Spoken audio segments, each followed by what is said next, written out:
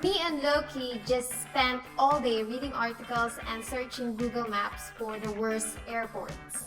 It makes your life easier when you don't have to worry having your passport thrown in your face, catching a connecting flight, or having to queue outside under the heat. According to Sleeping In Airport, the worst in 2016 is Jeddah Airport. I have traveled through this airport and it was great. There was not enough space to sleep on the floor. People were even sleeping in the duty-free shop, which I think is normal there. So other problems include no Wi-Fi, it's super noisy, and there's queues for the bathroom without toilet papers, rude stuff, lot of showing and pushing, and there's separate line for men and women. And try even asking for a wheelchair. What wheelchair? We don't have it. So I guess you just need to bring your own wheelchair. You know what they say about Manila Airport? It's the worst in the world and it's the best in the Philippines. To be fair, NAIA Airport was considered the worst airport in the world. But after having a new terminal, it's not that bad anymore. With my husband, we used this airport maybe 10 times and nothing gone wrong with us. That goes to show that the biggest factor in determining our impression of an airport is very often luck and the travel season. It suffers from all the usual problems like overcrowding and massive queues. It's way behind time by not permitting online checking.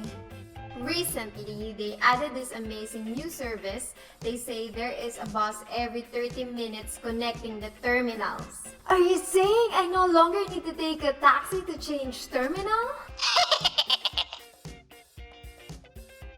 Sounds like poor people of Manchester are stuck with the worst airport in the world. I would rather stay in England and never fly again due to airport condition these days. Absolute horrendous. Don't get me started on being ripped off for parking your own car even just to collect someone for 5 minutes. Along with excessive security check and extremely long queues, the airport is notorious for being extremely inefficient. You definitely should arrive 2 good hours before your departure. Also, how would you like to pay £100 for a car park, go on holidays, and come back to find your car in the state? So, there are a few things I recently discovered about France. The first one is that it is possible to marry a dead person. And second, there's a lot of really bad airport in France. This is probably slightly less surprising when you consider that France is still the #1 tourist destination in the world. Lyon Airport is a prime example. By far, the most cited complaint is rude staff that refuses to speak English or won't speak to you at all. The security queues are also some of the worst. While you're traveling inside Europe, if possible, consider taking the train or the bus instead of flying. It's good for the earth and you might be saving yourself from some headache. Other notable terrible French airport that you might want to avoid are these.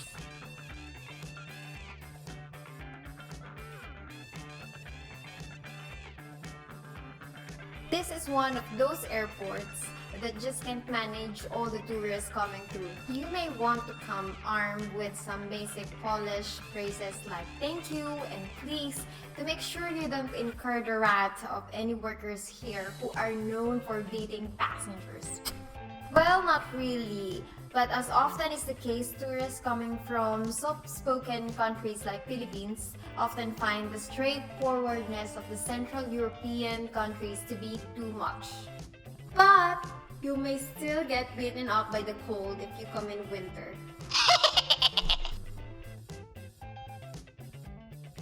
Airports in US and Americas are really not that bad.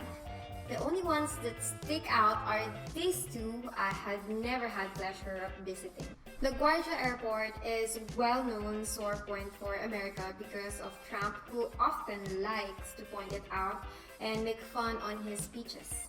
LGA is also despised by pilots. Do you know the movie Sully? It's about an airplane pilot who had to do an emergency landing because a flock of birds disabled his engine. Instead of doing an emergency landing in LGA, he was like, I'm not going back there. And so he landed in the Hudson River instead. So somehow this airport managed to have one of the lowest possible score on Google, and even lower than Manchester, which make it worse in UK and definitely one of the worst in the world. I don't have much to say about it. Let's see how many one-star review it has in a row on Skyrank. 1, 2, 3, 4, 5, 6, 7. Oh my god, 7! I only found out recently that Berlin is famous for having really bad airports. I like this short review. There are places in hell less hot than this place. 0 aircon. And they don't notify you of any updates as there is no intercom announcement system. In 2017, the airport handled 12.9 million passengers. I recently arrived on this airport. To me, it seems to be more like a bus station when I arrived. The flight was super cheap though, so I cannot complain. That right there is Santorini Airport. Do you know how many people it served per year? 2.2 million. And the most of them come in summer, so you can understand the reviews. If there is one thing that you should take away from this video, it's do not fly to Greek Island, especially during the high season. Besides Santorini, there is Mykonos Airport, and there are both badly unequipped to handle the insane load of passengers that they get. Here are some of the reviews. 5 hours of being herded like animals. Queued outside in 31 degrees heat. One of the smallest and most outdated airport in Europe.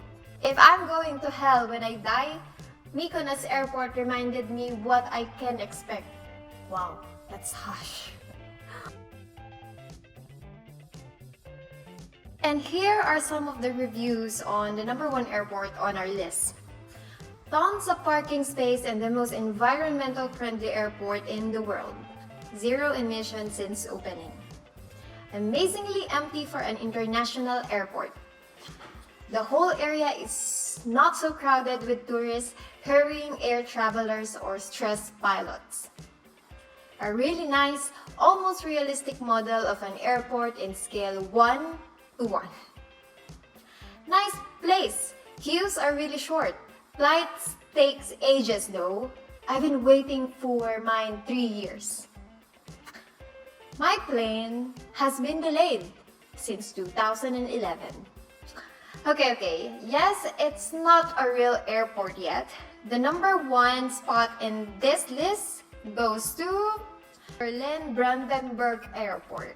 Construction began in September 2006 and the opening was scheduled for September 30th, 2011. Yep, it's still not operating. Currently, it is scheduled for an opening in October 2020. But no one is getting their hopes up. And the total cost of this airport is 7 billion plus in euro. Anyway, thank you for watching this video and I hope that you did like it. If you do, please don't forget to give it a thumbs up. And if you're not yet a subscriber, don't forget to hit that subscribe button. And to be updated, also hit that bell button. Say goodbye to them. Okay, Ashley.